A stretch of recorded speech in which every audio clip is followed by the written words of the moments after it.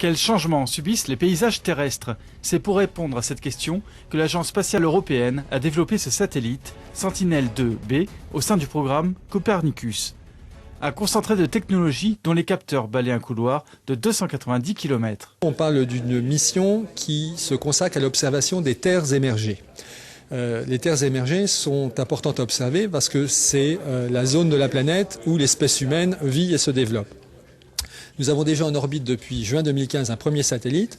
Placé en orbite à 786 km de la Terre, Sentinel-2B permet de fournir de nouvelles informations tous les 5 jours au niveau de l'équateur et tous les 3 jours sur le continent européen.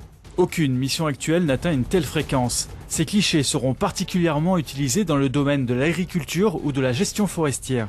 Ils permettent de suivre la croissance d'espèces agricoles, de prévoir des rendements de céréales ou encore d'anticiper les besoins en eau.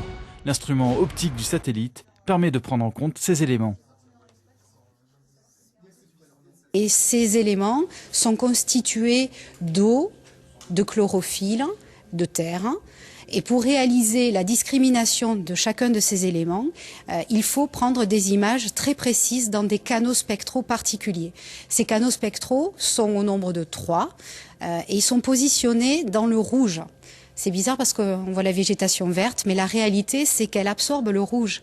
Les milliers d'images produites par le système Copernicus sont en accès libre et gratuit. Et c'est sûrement l'aspect le plus spectaculaire de ce programme, dont le coût de développement s'est élevé à 3,7 milliards d'euros. Beaucoup d'entités en Europe ont utilisé ces données et découvert des phénomènes géophysiques que l'on ne soupçonnait pas. Vous avez pu voir dans la présentation, par exemple, les applications géologiques des fermes marines en mer et la perturbation des sédiments. Vous avez pu voir les circulations des glaciers observées à partir de Sentinel-1. Et bien sûr, vous avez aussi toutes les applications reliées à l'agriculture et la forêt qui sont vraiment la majeure partie des observations fournies par Sentinel-2. Le satellite devrait quitter son écrin guyanais dans la nuit du 6 au 7 mars. Il sera mis en orbite par un lanceur Vega.